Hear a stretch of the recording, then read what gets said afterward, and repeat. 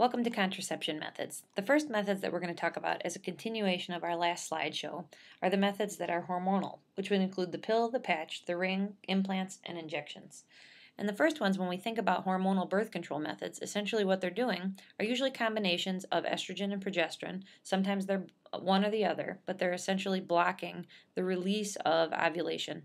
So you would not ovulate. They have a very high effectiveness rate. And if you look on page 136 of chapter 6, you'll see that they're in the 0.3% to 0.05% range of effectiveness for perfect use. Now, typical use drops that down to 9% failure rate. And when I meant effectiveness for perfect use and typical use, obviously typical use would be missing a pill, taking it not at the same time every day, and so on, not putting your patch on when you're supposed to, and things of that nature. So pay attention at page 134 in your book to the contraceptive effectiveness of these different types of preventions when it comes to hormonal levels.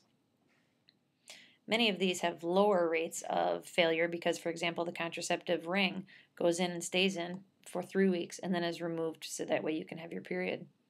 The implants have the lowest rate of failure because they're implanted in the inside of the arm, and the advantages and disadvantages and side effects of all of the hormonal birth controls, like injectables and the implants, I think are having something in your body for a long-term period of time without having it tested at first.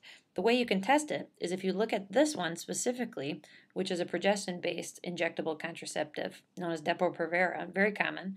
I would highly suggest taking a birth control pill every day to make sure that has the same content as Depo-Provera to make sure that your body reacts well. We all know how we can react poorly to different types of contraceptives in the sense of it can create irritability, weight gain, hair loss. All of the side effects that you hear can be true, and you want to make sure before injecting or implanting anything that you've tested it first for a short-term period of time. Emergency contraception is not something that should be used as a primary form of birth control. It can have serious side effects for the body as far as cramping, bleeding, period, and so on. The postcoital pill or morning after pill essentially does a few things. It kills sperm. It creates an unwelcoming environment for sperm, as well as will stop ovulation in time, taking best within 12 hours. Florida has a state law that if you are 17, you can get it as an over-the-counter from the pharmacist without needing a prescription from your doctor at 17 and up. Best used within 24 hours and needs to be taken within 72. IUDs are becoming more popular, specifically one called Mirena, which does release a low level of progesterone and that provides 5 years of protection and is implanted into the uterus by your gynecologist.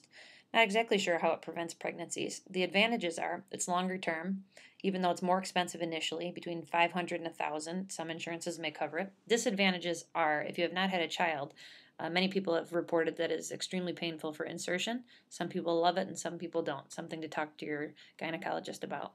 You can see how it is implanted as well as how it sits in the uterus. The difference between the male and female condoms. Most people are familiar with latex male condoms.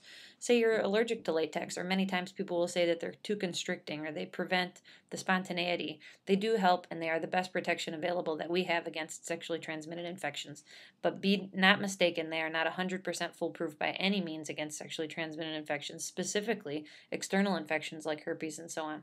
So when we talk about those next week with infections, we'll be more specific.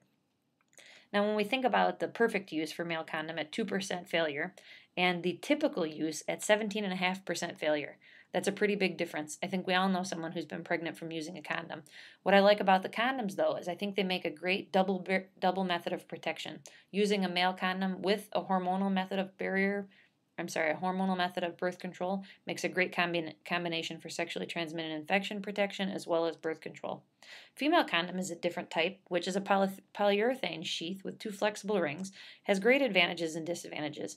You can see how it sits inside the vagina. It is not restricting, and polyurethane is known to conduct heat in a better way than latex, so it feels less restricting to the male.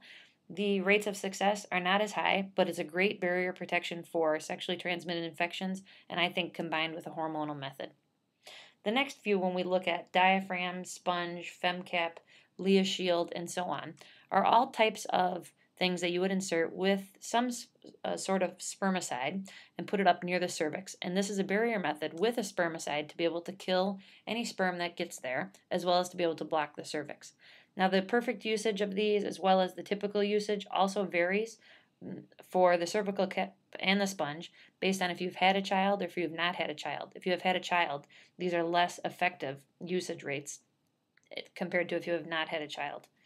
And these are the diaphragm you can get over the counter, the sponge you can get, the sponge you can get over the counter, the diaphragm and the cervical cap, as well as the Leo Shield need to be gotten by your gynecologist.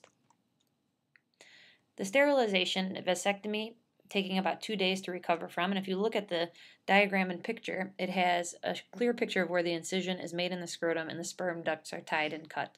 It can be reversible to about 50 to 80% of cases, depending on how long after the surgery is performed that it could be reversed. Female sterilization and tubal ligation is more of a laparoscopic procedure and a bigger procedure because it does require anesthesiologists, and as well as thinking about if you're having a cesarean section, a possibility for you might be doing a tubal ligation while they're doing the cesarean section afterwards. And this one clearly shows how the fallopian tubes are cut and tied off. It can be reversed, but it's not as likely that it would be successful as the vasectomy.